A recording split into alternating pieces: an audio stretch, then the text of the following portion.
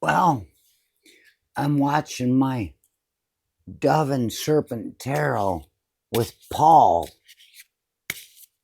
and I've seen everything outside other than Los Otros, the others. La Otro, the other. I haven't seen the confirmation card yet, but there he's talking about this thing. And I've seen all the other cards, the Ace of Pentacles, the Ace of Cups. Oh. And the Emperor. And the Art and Temperance card. I'm surprised he hasn't rung the bell yet. I got these cards. I'm picking a couple cards for confirmation for when I'm done talking about this. Excuse me while I clear my throat.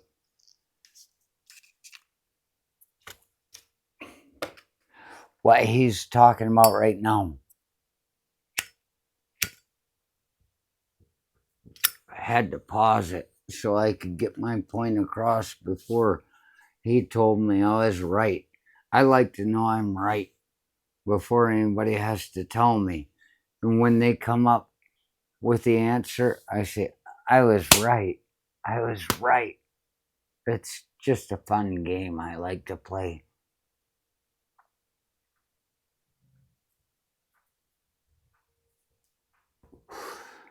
He's talking about limitations, about you run, you don't know your limitations, the future's wide open. And I'm here to say that's not the best thing. When I was in Iraq, I was in what they told my mother when she called to find out where her little boy was. They said, we can't tell you where he is, ma'am. He's part of a special tactical unit. And I was like, that sounds pretty cool. But because of whatever special tactical unit I was involved in, I didn't do PT with the other people. I ran on my own. I run, and I was doing sprints, and I was doing 7-mile runs, maybe even the same nights. I don't know. I'm usually pretty good at pacing myself. But I was doing these things, and every year at Fort Bragg, they would have Organization Day on Memorial Day weekend. You'd compete against the other companies in your battalion. And then at the end of that, you'd have a parade and you'd walk and you'd do left turn, face, whatever. You'd do that stuff and you'd play this marching game, and there would be jets flying over and tanks in the distance, shit like that, just, normal life in America.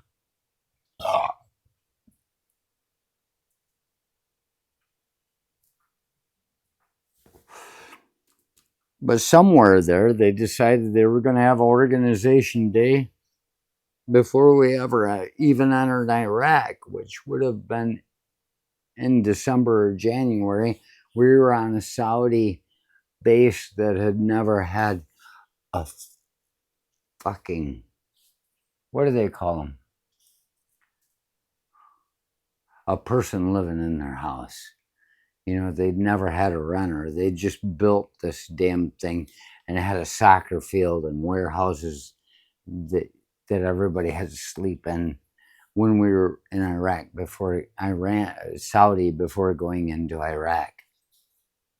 They decided they were having Organization Day, and somebody decided I was going to be the guy that was going to run in the race for the 1 mile race, and I had been just running on my own at the time and timing myself and getting faster every day and all the time. My PT scores were not atrocious. I was the best in our battalion, or as far as an enlisted member, when it came to road marching, running, push up PT tests, running for sure, and road marching for sure. They thought that because I could run fast, I wouldn't be a good road marcher, but I beat them all carrying weight at the same time. It's just the thing.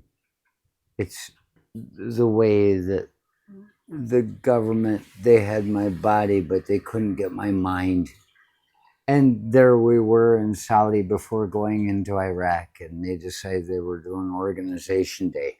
I guess they wanted to give us something to do because there were no beer, there were no cigarettes, there were no whores. People needed something to do.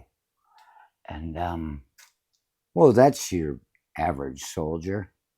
Oh, no, I'm not supposed to say that. It's okay. It's okay.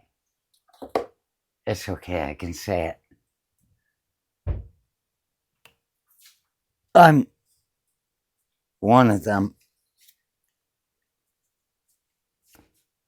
If the Marines can say they're a Marine for their entire life, having been to a war, I guess I can say I'm a paratrooper. I was one of these people, I know how they fucking think. Pizza. Dreamed of it once. I could smell it, I could taste it, just like the coconut butter I could smell on the women at the pool that they rubbed all over themselves. The notion of being able to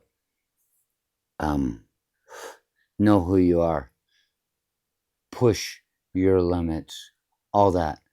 That Organization Day I ran in that damn 1 mile run, and I did a sub 5. I think it was like 550, 450, 455, somewhere in there.